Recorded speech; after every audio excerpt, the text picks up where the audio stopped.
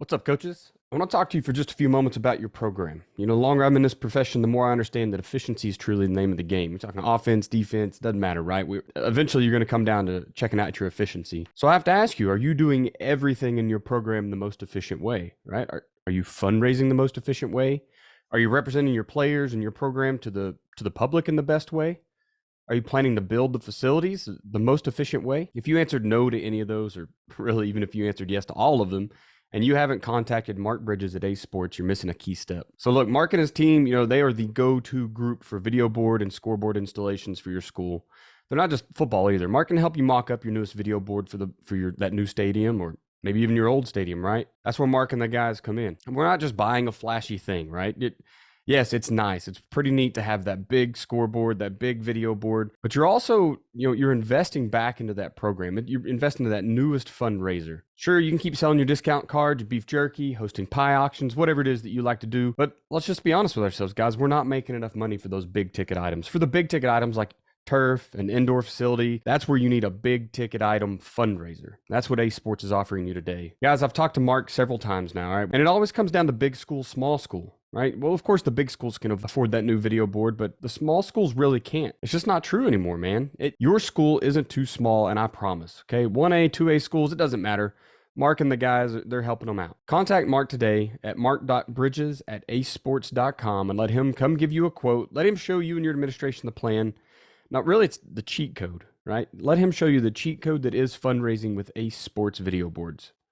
Tell him Daniel sent you. Football made simple. Become great at your craft by finding ways to make it simple for those around you. This is the Coaching 101 podcast hosted by Find a Way Productions with your co-host, Daniel Chamberlain and Kenny Simpson.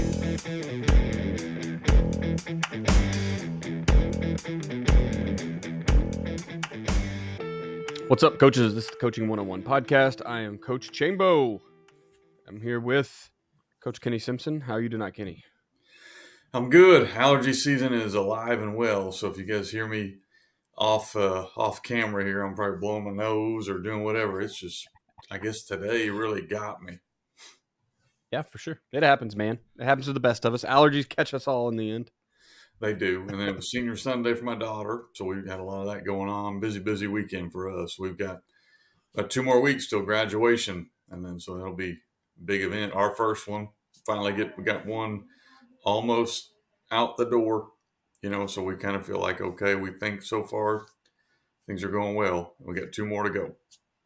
I wonder, is that one of those things that people look, at 16 you get to drive, at 21 you could drink a cold beer, at 18 used to be tobacco, and I think it's all 21 now, but yeah. Is the next thing 26, us guys, our insurance would drop, right? And now it's empty nest. Is that the next thing in life? It's like you get an empty nest? Yeah, I don't know. I mean, I think it's once you have that first kid and you're kind of like, well, you get them and there's no manual. So you're like, well, geez, I hope we don't screw this up. And then kind of move them through elementary and, man, junior high goes, everything changes around junior high. So now we're at the point where, we feel like we're lucky. We're very blessed. We got 3 good ones. So this will be the first one. Your first one going out the door, I think that's always kind of, as a parent, it's tough, but it's what's supposed to happen. Oh yeah, and I know that, like, my mom, she had 4 boys, and she had to let us all out into the world at some point, and I can't imagine that still kind of spooks me. Like, at some point, my child will live in a house by themselves and have to feed themselves and make sure they brush their teeth and clean themselves. Like, that's just, don't die. That's a really big accomplishment in life, I suppose. For them when you're military too, so imagine being, when did you join military? How old were you? Right at 18. Yeah, I was. I mean, a month after high school graduation or something. Now imagine going back. Like, now you have been in the military for a while, so now I can't imagine, like my own 18-year-old doing that. Like, when I was that age, I thought about doing it, and my dad did, my brother did, and so I think it's honorable to do that. But now you're looking at your own 18-year-old going, they're still a baby. They're still still a kid, and now can't have a beer, but, if you want to get shot for your country, sign on up, and here you go. That's always the argument. It's always, we'll quit talking all this in a little bit and get into the episode, but back in when I went on my first deployment to Iraq was 2007.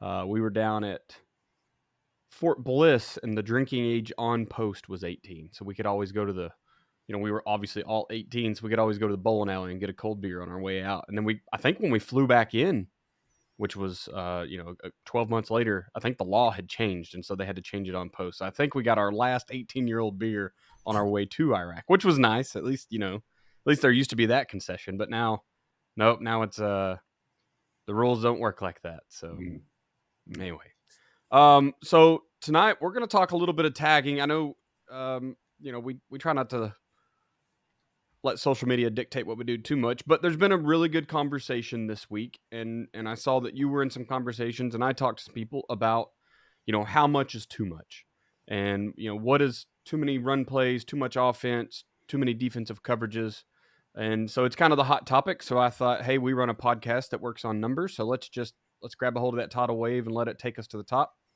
And so we're going to talk about that a little bit tonight.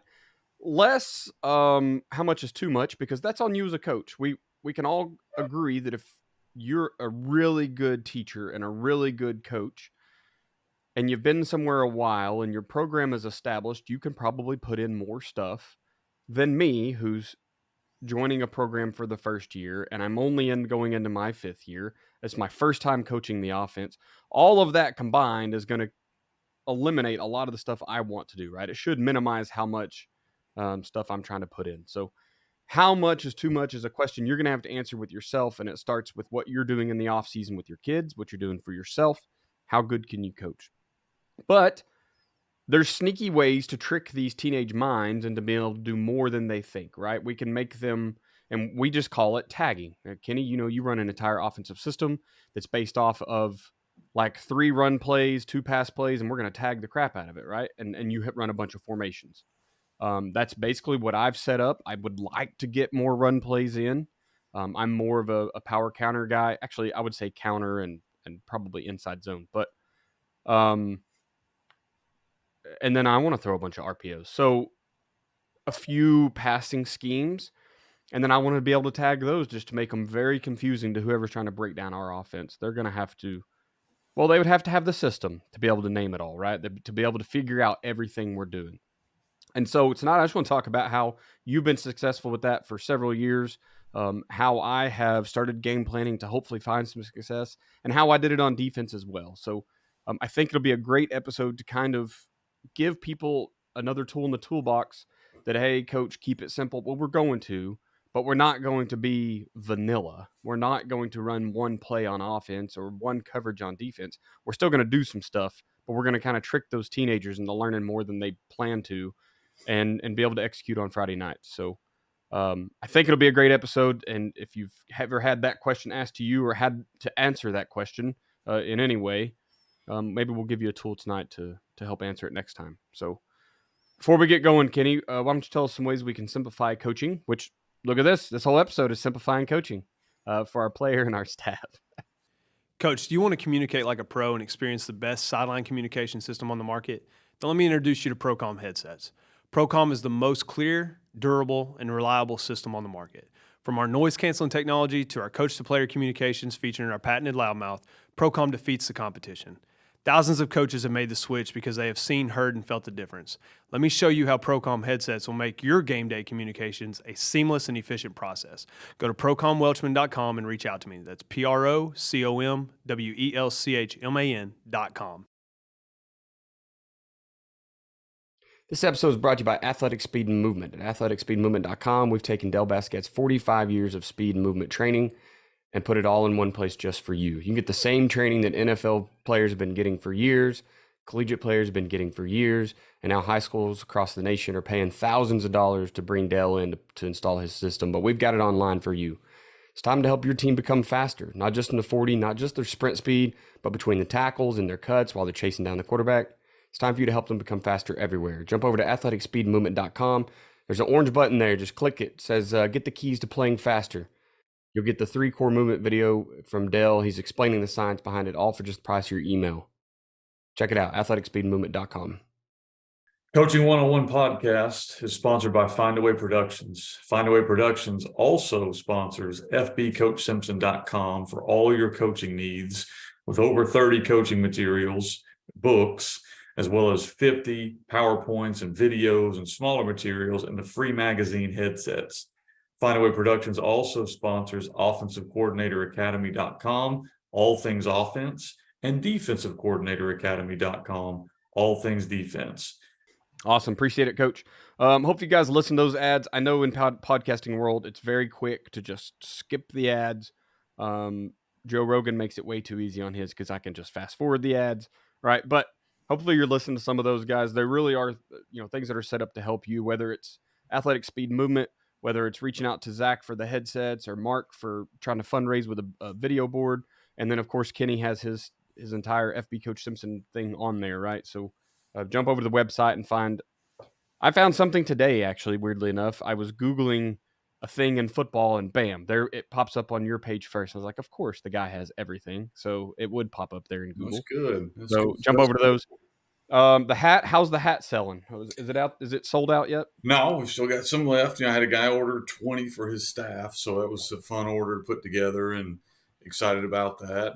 And really just excited about the fact that, people are taking sun care serious. I think that's kind of becoming the thing. So I'm glad to see it become that. But if you are interested in getting the coach's cap, you just go to coachescap.com. So COACHSCAP,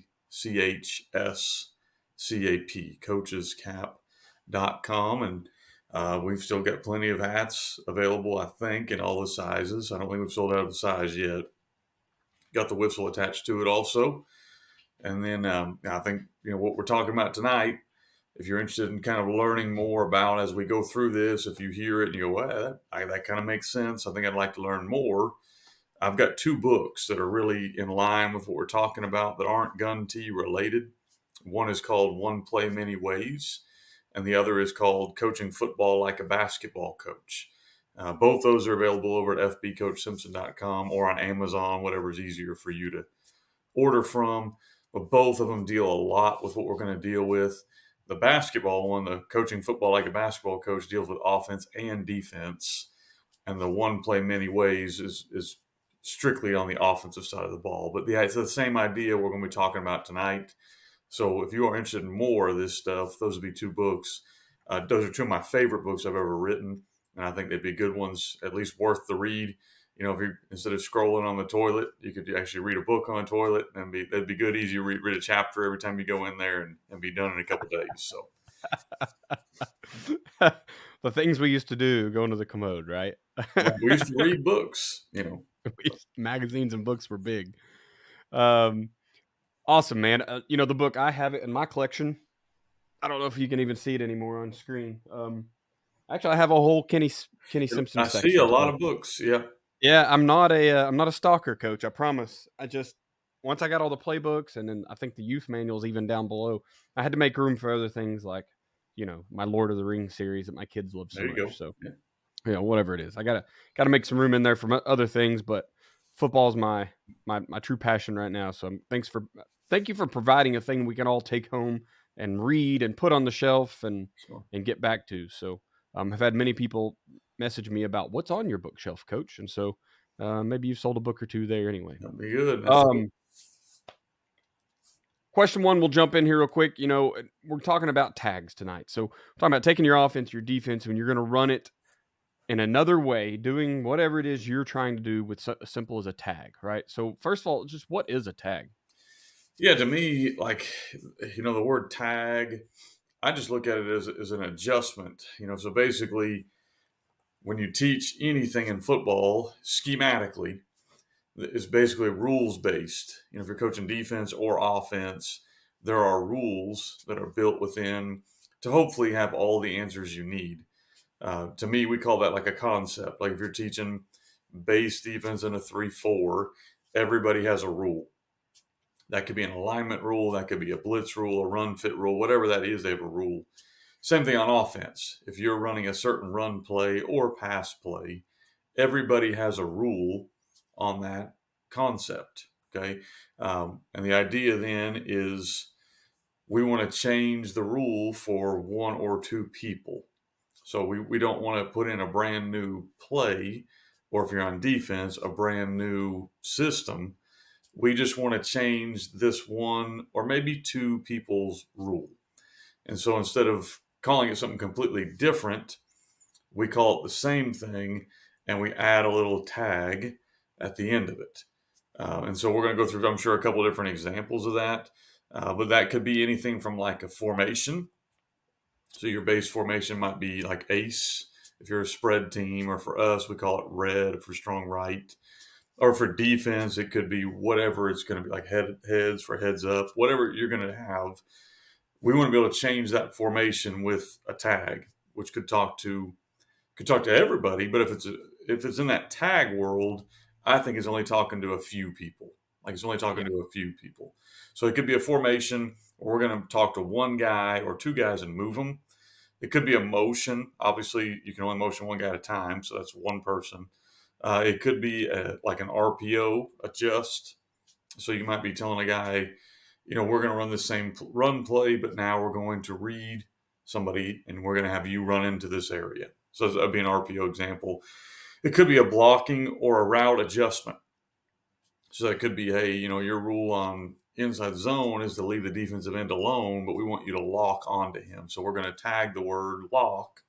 Now you're going to hold on, you're going to block that guy, or it could be whatever in a blocking tag.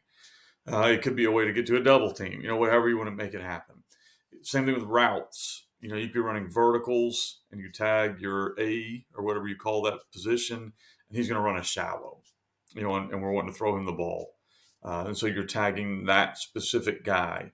If it's defense, you flip it over. It could be in the blitz world. We're going to have this call, and this means we're blitzing off of the edge.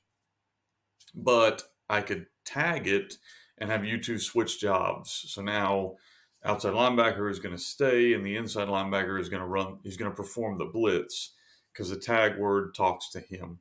Or it could be coverage. Coverage is a real common one where a lot of guys say, well, we run 19 coverages. Well, you probably really don't. You probably run a base. There's only so many. Right. You're on a base 3 or 4. And if you want to call it cover 6, that's cool. Our kids just call it base. And they think they're running cover 2 and cover 4 over here. And so it's like, if you want to call that a new coverage so that you can put on Twitter, you got 8 coverages and sound fancy, that's fine. But really I would almost call that like a tag.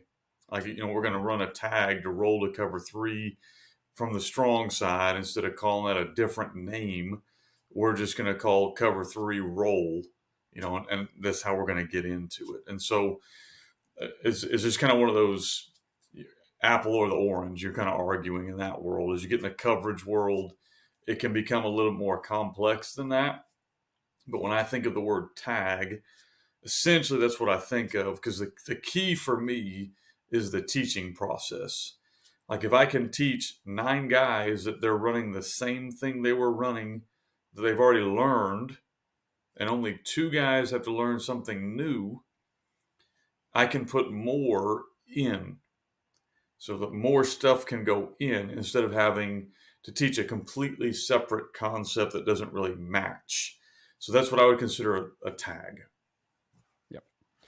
Awesome. And yeah, you hit all the pieces right there, right? It's literally changing. Joe uses his lever system, and I love it because it gives a coach a way to really think about everything their player's doing on every play. And there's 4 of them, right? It's ASCA, so alignment, stance, key read, and assignment.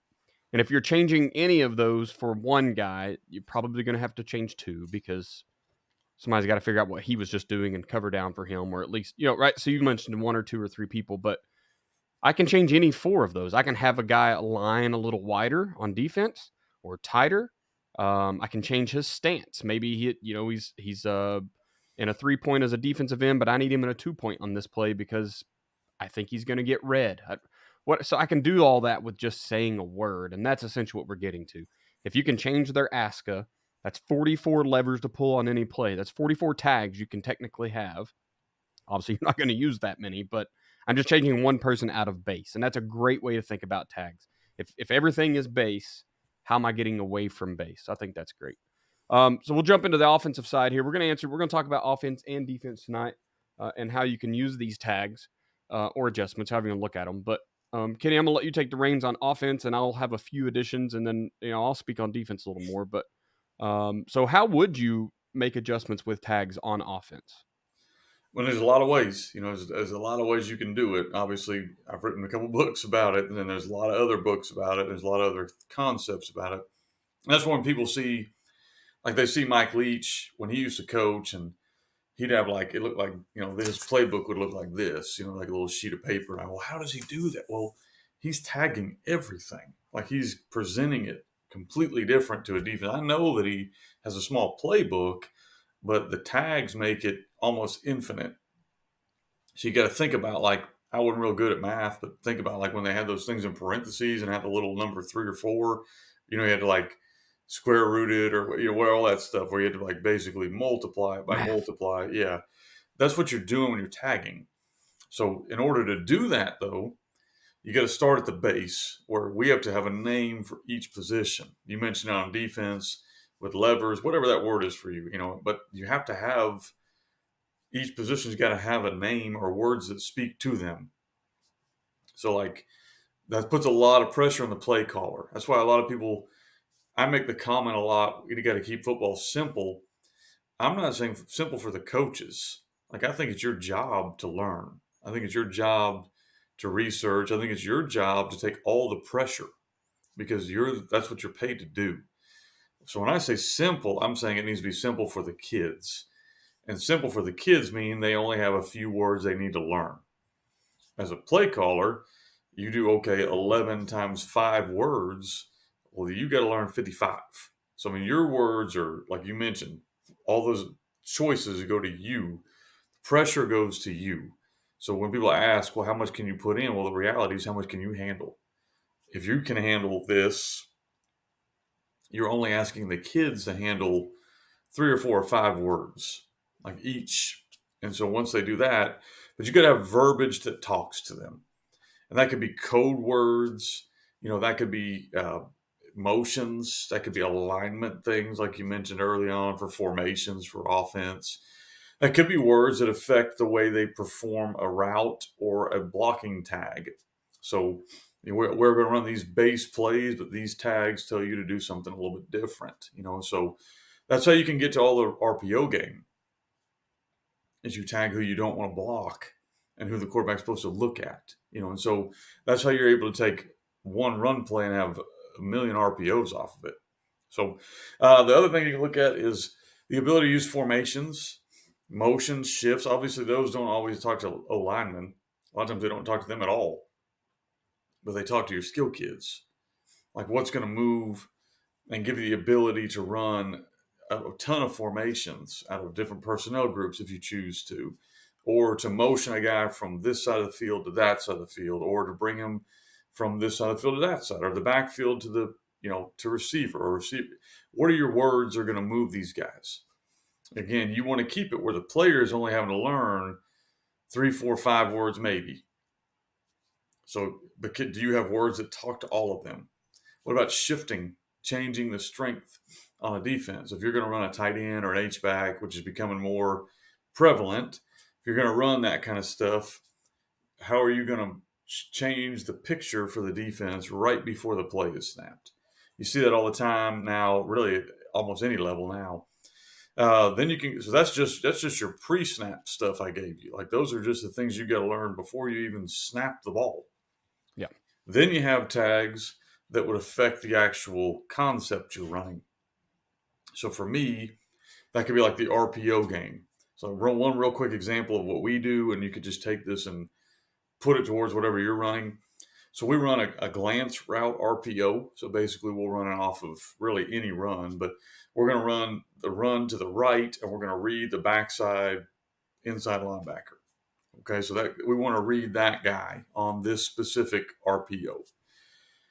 Well, I want to be able to run it with every player on my team, because what if they're taking away our slot receiver, or I want to get it to my X, or I want to get it to Trips, the number 2 guy. So I need to have words that can run the same RPO, but just tag it to a different guy. What's the most simple way to do it? Well, just call it the same RPO and tag their letter of their position on it. So if we're calling it glance, call it Y glance. Well, who's the Y? Well, I'm the Y. Well, who do you think's running the glance? I'm running the glance. And so you teach your base rules for everybody else. You guys are always running your base. But now we're going to run the glance with our Y or our X or our name the position. And so simple ways you can do that off of all of your RPOs, but the only way you can do that is if all the kids know the base concept. They all have to know what a glance RPO is, if that's what you're calling it. We call it something different, but if that's what you're calling it, they all have to know that's what that means. Then we can tag different people. So that's one way you can do it. You could also do it off of a route adjustment. So we're going to run verticals, but I want to run I want y'all to switch with each. Like I want you to run like a wheel. So we're going to call it switch, or we're going to call it rub, or whatever your term is. You make up whatever term you want, but whatever your term is, that tell those two guys to get close together and then rub off of each other or switch with each other or however you want to call it. And that could be off of verticals, or you can run verticals and I want to tag the A to run a deep out route because that's the route we want to throw. Or I want to tag the X to run a dig route because that's what I want to throw. And so we're going to run verticals. Our line is blocking the normal pass pro. 10 guys are doing the same thing, but I'm going to tag this position to do this certain thing. And now that changes the picture. Do you call that a different concept? We don't. We don't call that a different concept. I don't want to run, have to have a different name for vertical A out. Like I don't want to have that. So we're just going to call it verticals and tag that route if we want that route. So the argument then just simply becomes, do we have a lot of plays or do we have a few plays and we have a lot of it really doesn't matter. It just has been easier for me to teach kids if you're using a tag system. So you don't think, hey guys, we have this play and that's our Y glance, and this is another name for our X glance, another name for our Z glance. And the other good part about tags is that it lets you blend them together. Now I can take a motion tag, a shift tag, a different RPO tag, and attach it onto this run. So I took these 4 things and I just blended them together, and everybody knew what we were talking about. And I think that's the beauty of the tags, instead of coming up with a bunch of different names of plays. Because essentially your playbook is going to get deeper and deeper and deeper. Or if you're doing tags, you're really not getting any deeper.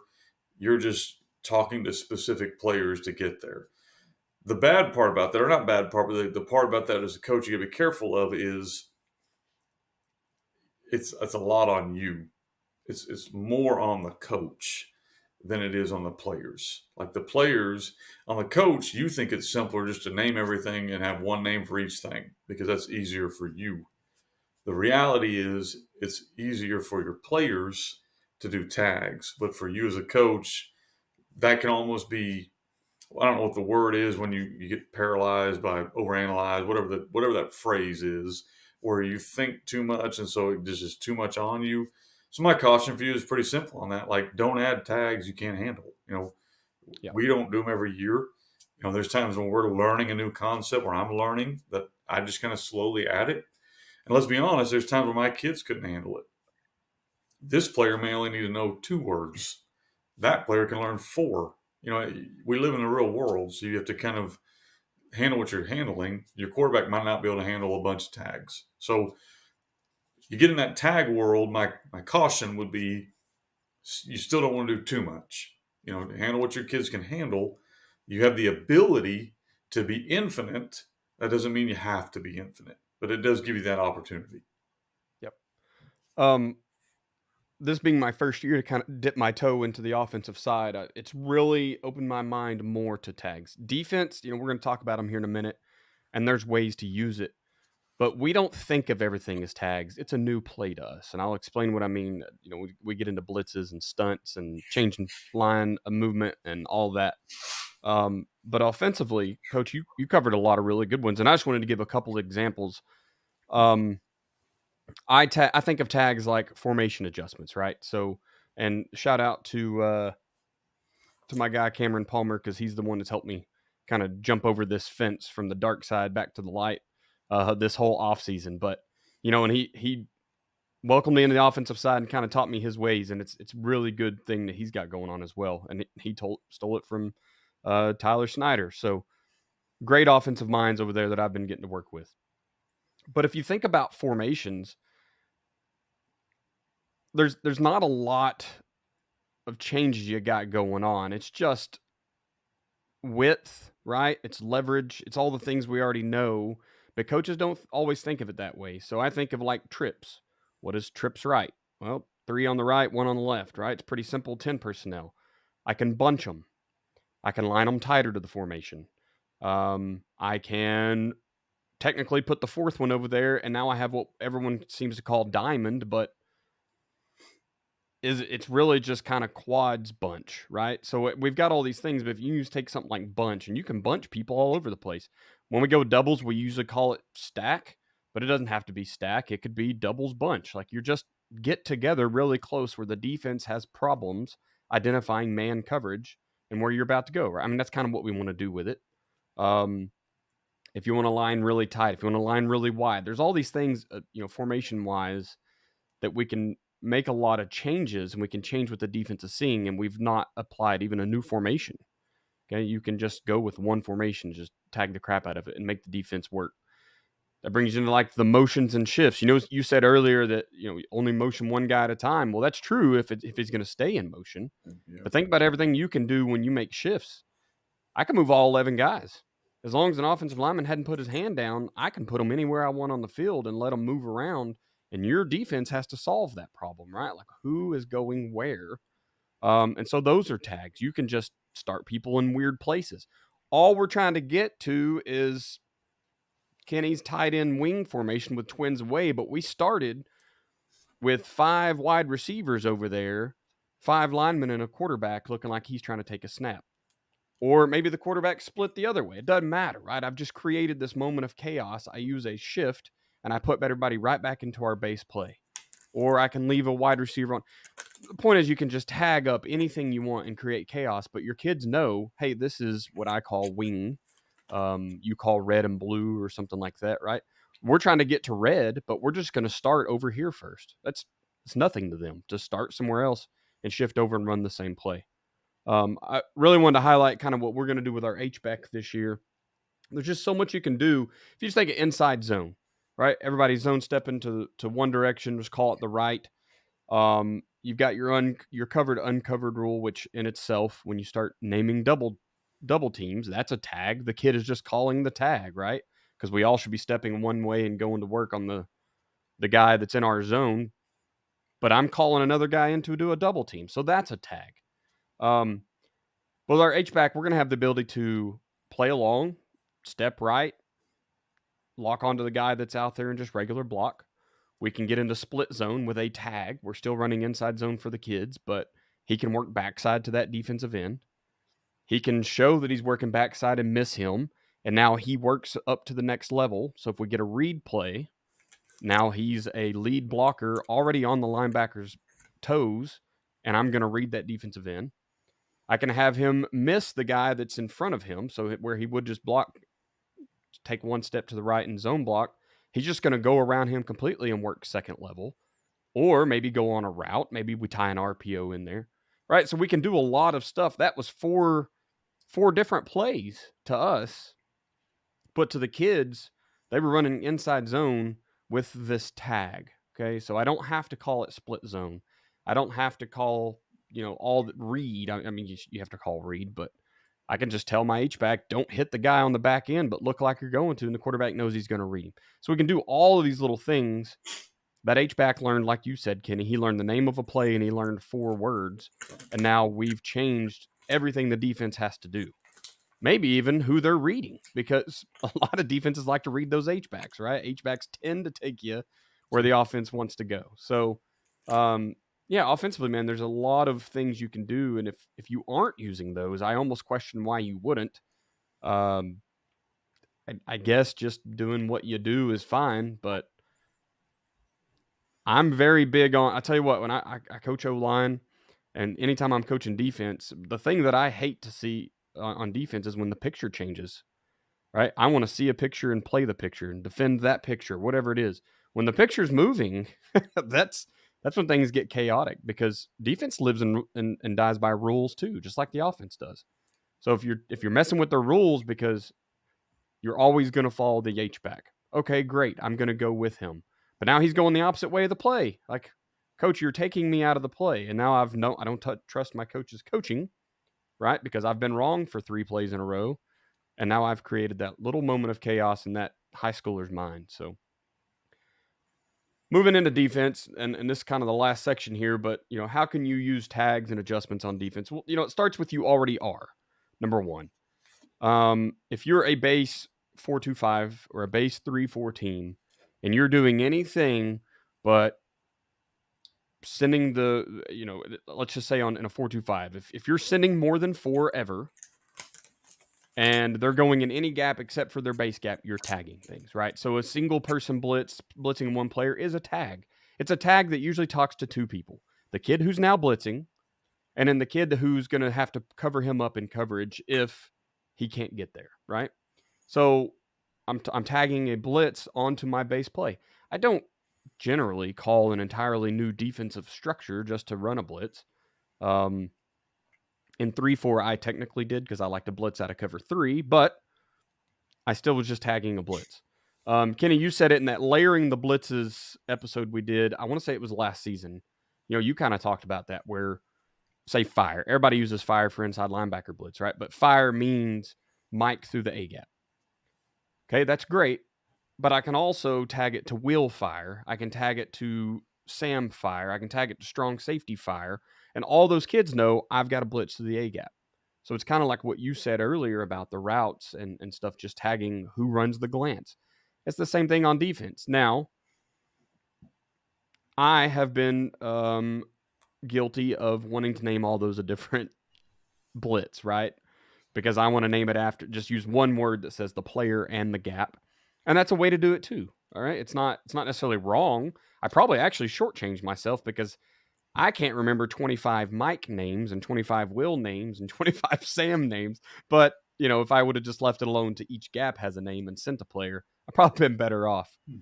So you can do it that way with your blitzes. If you think of fronts and stunts, I love using multi-front. Okay. So I'm a big 4-2-5 guy. But I liked a lot of times what a lot of people call G front. A G front's just a tag, right? I'm just going to take my backside 1. I'm going to bump him out to, I like a 2-eye because it keeps him in his gap, but it puts him in a pulling guard's hip. I saw the other day a lot of people calling a G front like a head up 2. That's fine. You can do that, but it's still just a tag. It didn't change anyone else around them. No one changed gap responsibility. No one changed pass coverage responsibility.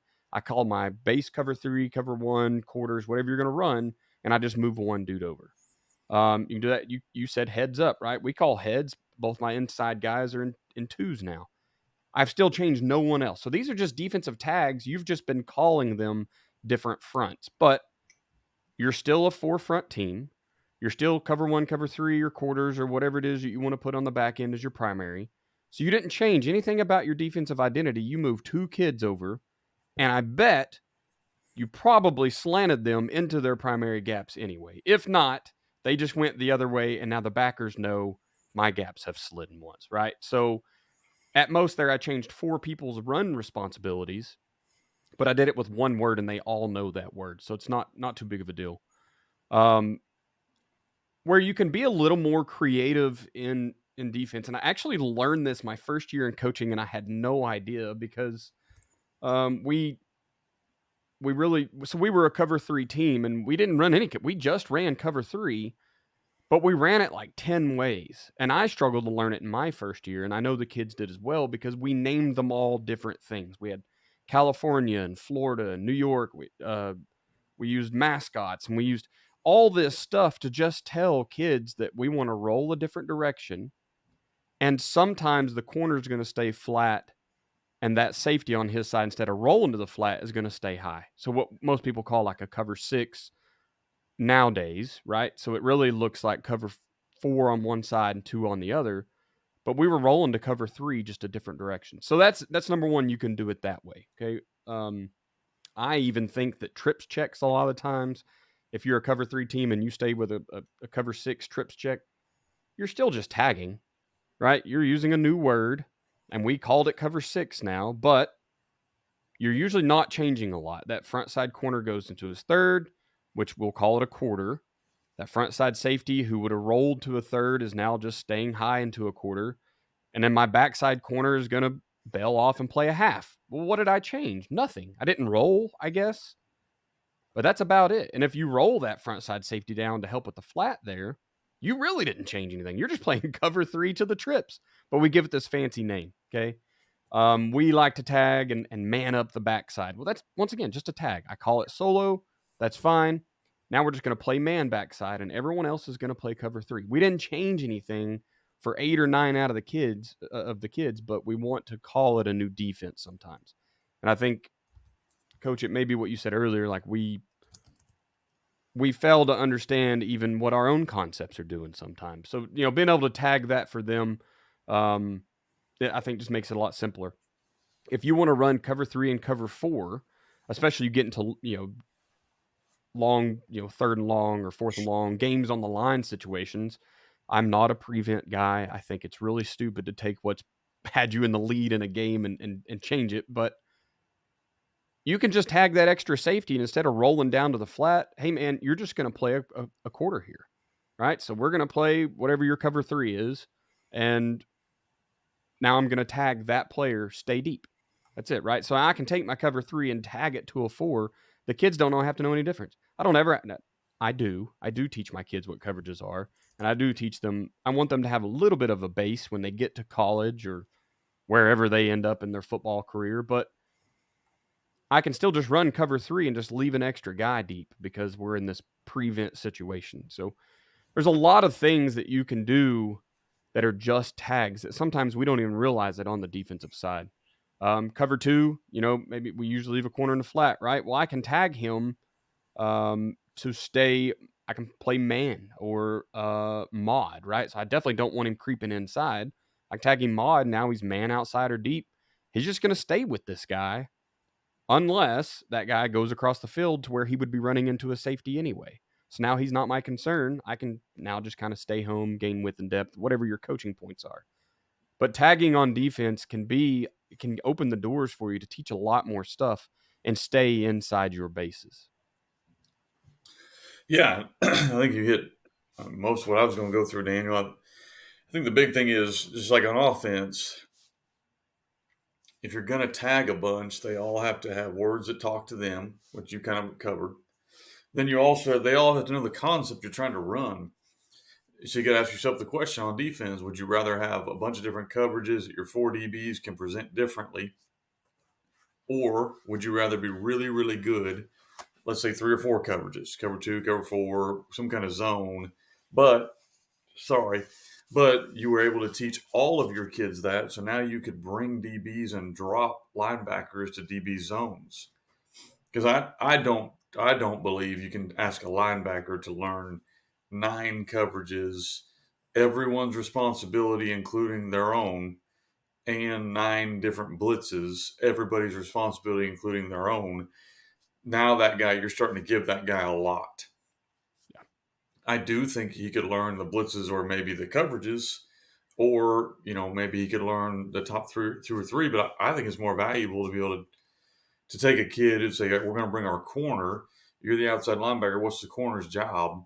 And if he can tell you that guy's job, now you really are on to something, because now you can blitz. Because as an offensive coordinator, we would never see that. That's why the zone blitz was huge for a long time, but you don't really see it run at the high school levels, because I think people are worried about running it because there's so many different looks you can give, or it's just not run well. So I think those are the questions you need to be asking yourself: is, are we going to run 1,000 blitzes, or are we going to run 3 or 4 major blitzes, but all of our players know everybody's role, so that I could almost infinitely tag who's blitzing where, and we know the coverage on the back end of it. And so that's kind of where you got to figure out defensively where you want to be. I can't answer that for you. The other thing I'd say on tags would be like alignment things. You mentioned on offense, but I think the same thing on defense. Like, we might want to play like cover two, but we want to play it like a jam, like cover two jam, where we're up in there and our safeties are at 8 yards, where everybody's up in there. Or we might want to run like cover two, but we're loose. We're playing that like cover two read from space, kind of. Or you may have like cover four, but you're wanting them all to line up exactly the same. Or there's lots of different things you can do with alignment. We do a lot with our outside linebackers, where like we want them wide, or we want them to box, where they're up in the box, or we want them to, line up on the line of scrimmage like they're a wide 9 technique. And so we want words that talk to those about alignment. And so those are different words that you can use that can tag things. But I thought, Daniel, you handled that pretty much what I would have gone with, all the different ways you can layer your blitzes, you can layer your coverages, and you can layer your alignments. And again, the idea is you're only messing with 1 or 2 people, but the presentation to an offense, that's what you're trying to do. You're not really trying to reinvent the wheel. You're just trying to confuse the offense just a little bit. That's the reason you present a different look. If you weren't confusing them, you'd be better off just to line up in your best thing you have and stay in it. So, and like when we had Cody Alexander on to talk defensive coverages, that's something he discussed, is like most of football right now is doing the 2 high shell.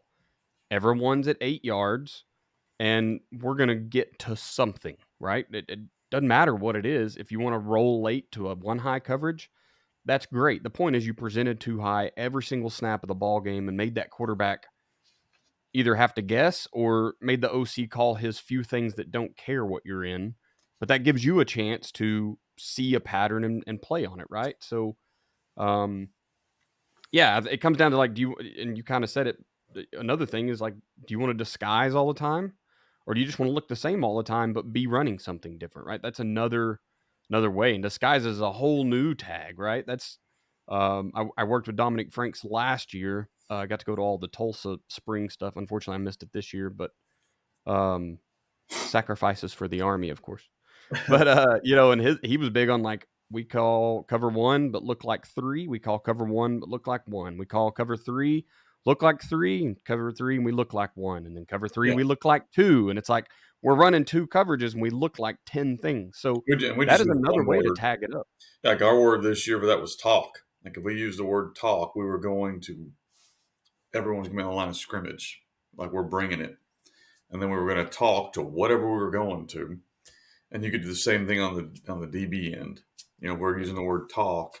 We're all going to line up like we're playing jam press coverage.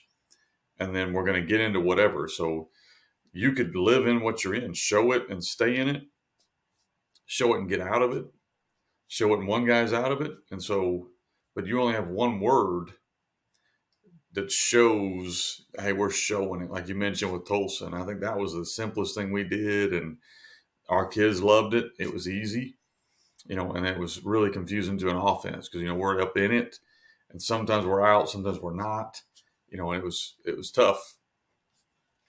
Yeah, for sure.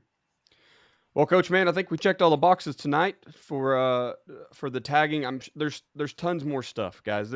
We didn't cover everything tonight, and we never will. Once again, neither of us is getting paid at NFL kind of prices to go be coaches. So we're both very open to learning, and we'll admit we don't know it all, right? That's kind of the best part of doing this podcast, is we get to come on here and be like, first of all, you're listening to someone who doesn't know it all and just how we do things. So, you may be screaming at the speakers right now, like, Coach, you're missing this very important tag. That's great. And teach that to people. Go out in the world and be that voice and help other people learn. But, this is some ways that you can use tags to make yourself more successful.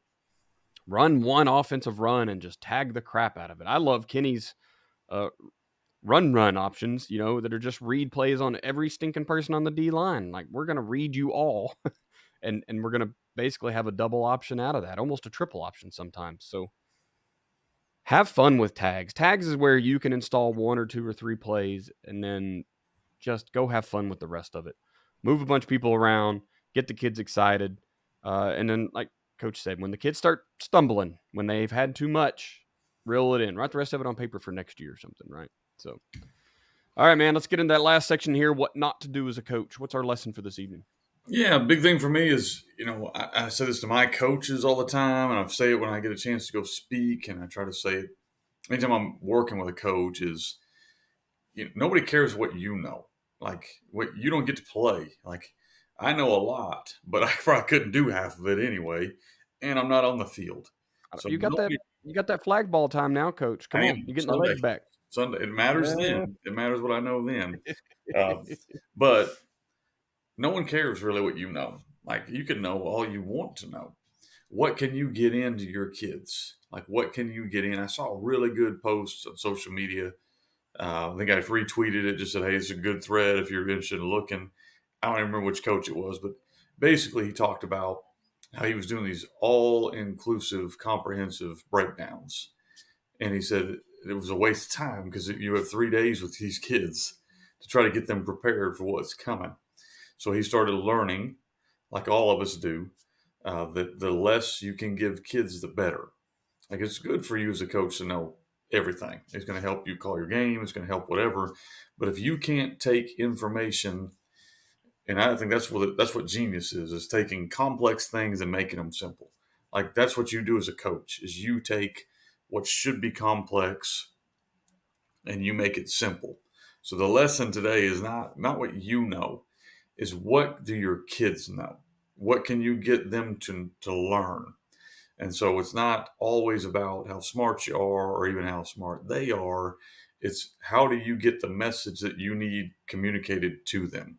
And I think that plays a big role here with these tags.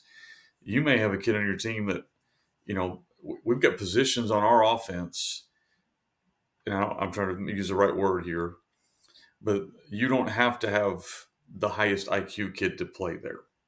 Like, he only has a couple words that he's got to learn. That's it. And then we have positions on our offense where you need a guy who's, relatively intelligent because he's going to have 5 or 6 different things. Daniel talked about with his H-back. Like, when I heard that, I'm thinking, well, your H-back better be pretry sharp, because you're giving him a lot. But you may have a position for a freak athlete who's brand new to football that he can go play over here, and he's only going to learn a couple things. I think the same thing on defense. I think when we get in trouble as coaches is we assume that all kids are created equal, that all kids care about football as much as we do, okay, and that all kids are able to retain as much information as we think they should be able to. And I think the big key here for me is figure out what your kids can learn and start there. We can draw up whatever playbook we want. We can drop all the tags we want. We can drop all the defense we want. You need to figure out what your kids' base level of learning is, and from there make decisions on what you're going to do. It's easy to get on Twitter and say we've got 19 different coverages or 15 different run plays or 1,000 different this. It's really easy to do stuff like that. I do. I mean, I could sit there and draw up 9 coverages right now. It wouldn't be easy. But I'm not coaching kids every year that can learn that. So some years we might run 4 coverages. Some years we might run 2. Some years we might run 9. Just depending on how you consider it with our tags. So lesson for me is not what you know, it's what your kids know. And as you're kind of going through all this stuff, I'm hoping Daniel and I gave you at least some good ideas. Be thinking of, does your offense or defense have positions available for kids that maybe are going to not be able to handle as much information? And where can they go play? Because a lot of times I've seen young coaches more on the basketball end than the football end, because football guys are pretty good about adapting and having these positions for them where this kid can't learn it, so he can't play for me. Well, I only have one kid in my program that runs a 4.5, so dadgummit, he's going to play for me. So we better figure out where that's going to be. And so I think as a coach, just kind of be careful as you get into this tag world. Maybe you don't run these tags for that kid this year because that guy can't learn them. So I think the tags will allow you the flexibility year in, year out to make easier adjustments within what you're doing than having to take out plays, because it allows you to kind of put more pressure on certain positions and less pressure on other positions. So I hope that made sense, but basically make sure that your kids know what's going on. Just because you know it doesn't mean they do. Perfect. Excellent job, Coach. Just a great way to put it. Sweet. Once again, guys, I want to tell you about the sponsors. Mark Zach, those guys, reach out to them. They have real solutions to the needs that I know we have as coaches, right? Fundraising is and communication is always an issue, but that's probably a philosophical episode for another time. But just those actual key pieces of equipment, whatever it is that you might need, those guys are the experts. Those are the go-to guys.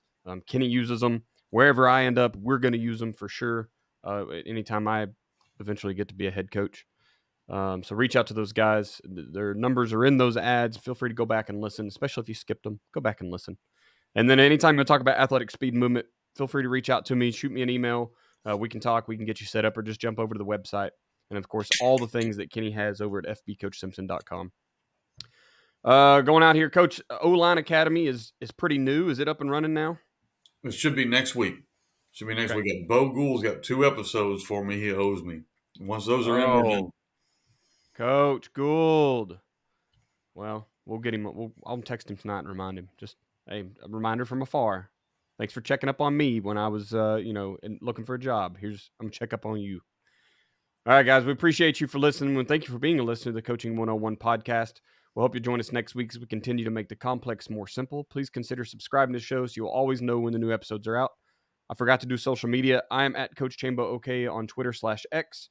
You can email me at chamberlainfootballconsulting@gmail.com. I'm going to make sure I plug Jamie's graphics here. What website is she using, Coach?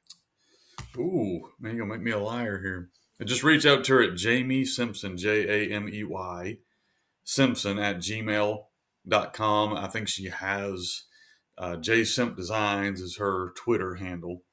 She kind of works on a client by client, doesn't really advertise, and she's super busy. So if you want to use her, you better get her early because she's at the point where she kind of turns down and picks what she wants, but she's very, very talented. That's a good place to be. It means you're really good at your job. That's right. If she runs out of space, you guys can reach out to me. I'll see what I can't do. I'm a rookie on Photoshop, so it's good. Kenny, where can we find you in social media? All things FB Coach Simpson. So at FB Coach Simpson on Twitter, fbcoachsimpson.com website, fbcoachsimpson@gmail.com for my email. Perfect. Podcast is at Coaching 101 Pod. Jump on there. We're starting to ask some more interactive questions, especially, we're kind of advertising for our different episodes. So jump over there and answer the questions, man. And feel free to tag us, tag that or either of us really on Twitter and any of the fun stuff you see out in the Twitter world. We like seeing ball. I know I like studying everything. I really like taking complex things I see and be like, weirdly enough, how can I tag those to put them into my system? How can I make that fit with just tags? So kind of a neat little thing I like to do. We'll leave you with this. It's hard to beat someone who never gives up. No matter the situation, find a way.